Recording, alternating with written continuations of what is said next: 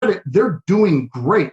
What we need to do is change it from a hierarchy approach to a conversation approach and get them back into a comfort zone where we find out more about them and spend the first 15 to 20 minutes, and especially now during COVID, where we're doing a lot more remote interviews, where a candidate is telling us about their trials and tribulations, pains and frustrations, and how they can overcome those obstacles in their life. But it's framing a question not so much as we're giving them like a data dump of benefits and features, but more about tying those features that an institution has to a benefit that the students indicated, or an issue or a problem. And so often I think we rush to try to do like a shock and awe approach where we tell them all the great features of everyone's institution, but then we miss tying it to how it can solve an issue or a problem specifically with the student. And by the way, also, and here's the hardest thing for managers to realize, or admissions directors, we might not be the greatest fit or complement. Like, we work in traumatic education, predominantly in the wellness field.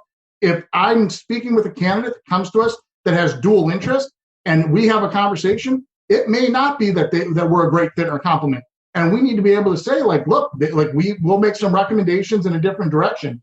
Because the greatest thing here is that there's enough market share that I know that with enough quality conversations, enough engagement, we'll get to our budgets, our goals, and our growth.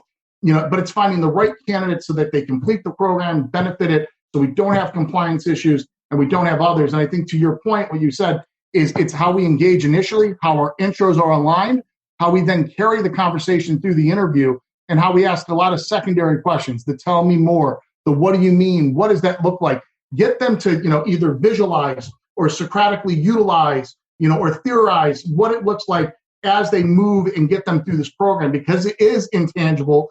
It's kind of like taking a test drive. Not that I'm ever comparing what we do in proprietary education to, a car sale, but a student needs to feel comfortable with the decision they're making, because they're going to have to go home or later that afternoon, if they enroll online, through the COVID forum, they're going to have to justify to all their family members and their friends why they're doing this. And if they haven't been successful academically previously, those can be very daunting conversations. Or better yet, what happens if, a family member or a spouse, reminds them, listen, you weren't really great at it then when you went to school. What makes you think you could do it now? You need to utilize them so that, that they, I don't want to say weaponized, to the sense of, you want to make sure that they have enough ammunition and confidence that they can advocate on their behalf on why this would be a good investment. And I think that's the biggest thing, an element that is missed, is it is an investment. That's why when we talk about why I like proprietary education, I like the fact it's not free and it's not given to you, because there is skin in the game. There is very much, a commitment. And, like we all did, like anything, whether you're working out or you're an athlete and you're going to practice, you put the time in and you get the results. And sometimes you don't get the results off the back that you want, but you always put more time in, and typically you get better results. So I think from our vantage point, engaging immediately, a lot of secondary questions, getting them to visualize and utilize those so they can defend it to those friends that would question it, or their spouses that have their best interest, but maybe it's inappropriate. You know what I mean? Right. Yeah, the dragon slayers, right? The people that kind of poke holes, in their decision to go to school, their ability to succeed. I got exactly what you're talking about here, Shannon. Here's a question. I'm not sure, with the short time frame, there may be some data here, but I'm pretty sure if there's no data, I know you've got some insight here. During the COVID-19 pandemic, does it tend to make passive responders more passive and active responders, more active, or vice versa, or, what impact does it have on them? Yeah. So what we've seen from our market research is that we're seeing about an 85% lead aggregation from a passive respondent sources, marketing sources. Obviously, a lot of that has to do because of the reduction with walk-in traffic, or because of the quarantines, billboards and radio and other multimedia sources that historically have driven traffic into our campuses aren't occurring. Or if it is occurring, they're going into the website first and foremost to engage our students. What's unique about that specifically is that what we've seen is actually our lead flow has actually been decreased because candidates are delaying or concerned, but our conversion rates are increasing, meaning that we're able to show commitment. And then especially with the Department of Education, at least with our organization, obviously the DOE's provided an online capability through the end of the year. We've been able to get distant education applications approved through our creditor ongoing after the DOE offering is restricted or closed. So what we're seeing is students that see an opportunity to take advantage, also going to school while their kids are going to school, with so many of the parents simultaneously having to work with their children with an online forum. Many parents are really using this as an example to showcase and set an example for their kids on how mom's being or dad's being a great student and setting the example for their kids to do it simultaneously. But what we are seeing is, a decrease in lead flow. But I will say what's encouraging, it's not dramatic in regards to seasonality that we historically would have seen in previous years. But we are seeing an increase in conversion to the sense that, right now we're converting, at least our data is showing 13.5 to 15.5 overall conversion on those passive forums, which is about a 35% increase over historical averages, industry-wide. This episode of the Higher Ed Podcast is brought to you in part by Engine Systems, an active performance and growth management company for the higher ed space.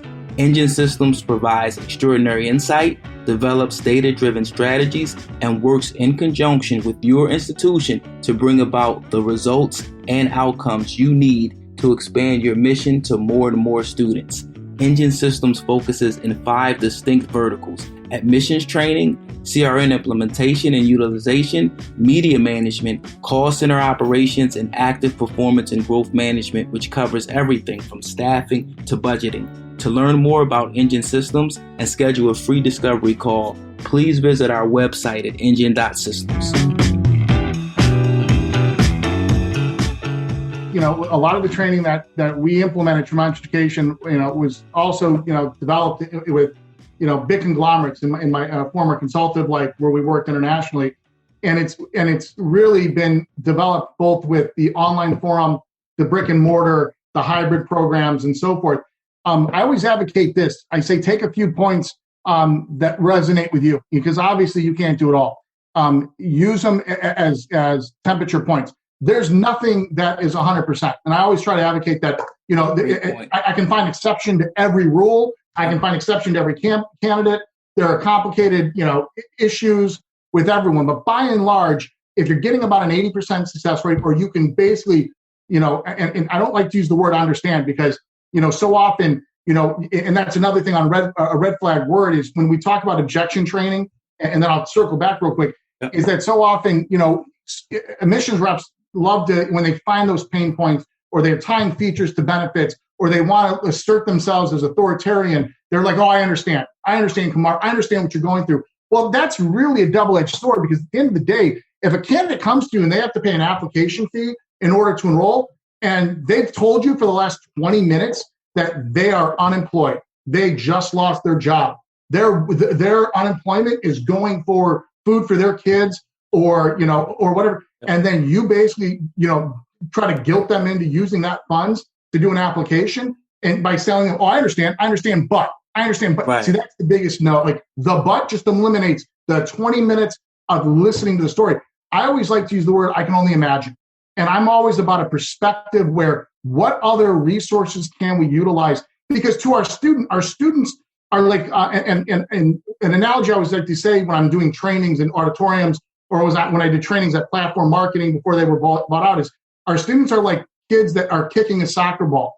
To their mind, when you look at like children when they first learn to play soccer, their head is down, they're kicking it, they're looking at it, but then they don't see when some other individual comes in, impedes them, and takes the ball. Or they don't understand, unless they're looking down at it, they could go over the line and out of bounds. Or better yet, they might not realize how close they are to the goal and literally give up 5 feet from it, because all there are is their tunnel vision, their target fixation, they're just down at this. Your job as admissions rep is getting them to lift up their head, look around and be like, look, pass the ball and get the assist.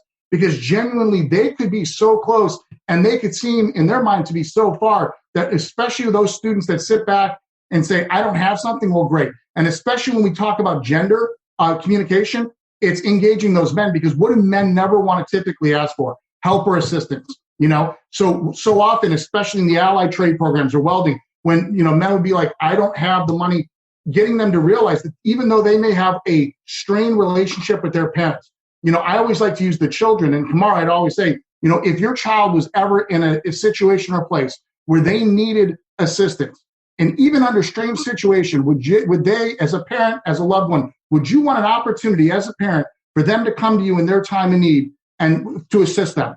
And most of the time, parents are like, yeah, I would. And then I said, well, if you expect it of your children, why wouldn't you do it for yourself? Now, that may mean we might have to have some difficult conversations. We may have to get on the phone and have some tough talk. But if you expect it of your child, why won't you pick up the phone and ask your parents, your family member, your friends for assistance? Because so often when we've done that, even under those strained relationships, you'd be amazed how many times those parents have called back and be like, I never want them to know I did this, but I'm paying that application fee. And you just overcame an obstacle for a student that had all these barriers, all these issues, and never looked at. That's why I'm so big on an option communication approach, is because you can't be in the trenches. That's why, so often when we talk about admissions, get out of the trenches. Everyone's like, I want to be in there. I want to feel it with you. I don't. I want to be just above it. I want to be able to see the battlefield, or I want to see the area, and I want to be able to make recommendations so they can make informed decisions. And the only way I can do that is I've got to understand different areas. I have to understand the marketing of which they came to me. I need to understand like the demographics, the gender aspect of it, what programs they're looking at and why. And then I have to be prepared to make a few recommendations off of their information so they can make a profound decision. Because if they make the decision and they walk the path with me and all I've done is guide them, well, then at the end of the day, they're going to be committed and retaining, because I'm not telling them to do something. They're telling me, they're deciding why, and they're justifying it. So going back to to what we were saying, I think it's so imperative that, not only the words we use, but how we use them, how we deliver the information, and then to the training, understanding that if anyone takes a few things away from even today, understanding like, wow, I never looked at like a passive responder that way, or an active responder, even gender communication. Like, I just thought like we're talking, it should just be like that. I mean, you'd be amazed on how we change our approach with the audience in front of us. And it doesn't mean that I never talk down to my student, because I always want to elevate them up. And quite frankly, they're capable of doing it. People are more capable than they give themselves credit to. And I think the biggest misconception is somehow we have to, I don't want to say dilute our education or our approach. Our students, and I don't care what level of education they have before they come to us, they have the capability. Because you'd be amazed, and I always say, not everyone needs a college degree. And everyone in academia is like, what are you talking about, Shannon? Like, this is what we do. And I'm like, well, Bill Gates doesn't have one, but unless you're going to be Bill Gates, education is a great, backup, an investment. It's an insurance policy, And I tell everyone, it's, the greatest thing about education is the skill sets you utilize. And I always like to relate it also, because I was a former athlete, to sports. The skill sets that you develop in education, the skill sets you develop in sports will help you professionally and personally. Commitment, devotion, regiment, being on time. No matter what you do, education prepares you, for your employment. And that's why I always say employers are the most important people we work with, because they get our final product. So if you genuinely believe you have a stellar education, if you genuinely believe that you offer something so unique that no one else can offer it, well, then your employment, percentages should be through the roof, because your candidate should be getting scooped up in the market faster than anyone. And I think, at the end of the day, I always say, if we're all different, we're all the same. Because I don't care, if you're a big conglomerate or a small mom and pop, it's individual over information. It's solely about, how well you train those admissions teams, because those representatives represent me as a CEO, represent my middle management team, represents any investors that maybe are part of the portfolio. And all a student knows, and I don't care if you're Kaplan, DeVry, University of Phoenix, Tremont Education, ASIS, all they know is the person on the line, and that is their entire representation. So I'm a big advocate. Invest in your front end, invest in your back end career service teams. Make sure that you have like that, Ritz-Carlton experience, because, it just, that customer service is just equivalent to your conversion. And if you can do all that and you do it consistently, and that's the biggest thing. Consistency, to your point, is the key of all this. It can't just be like the flash in the pan. Oh, I did this one day. Like, that's why when we used to do trainings, we used to be on contracts for, 16 months, and I used to live nationally, airplanes every week, because you can introduce something, but unless you get the repetition and the reminder